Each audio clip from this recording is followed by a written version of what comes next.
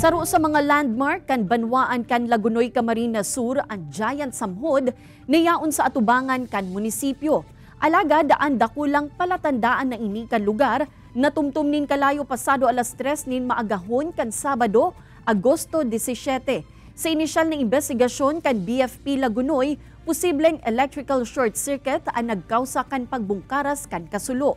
Igwa kaya nin linya kan kuryente asin mga ilaw na nakakabit digdi. Naapektaran man kan kasulo ang kataid na tourism office kung saan natunaw subuot ang pirang bumbilya asin wirings na harani sa giant samhod.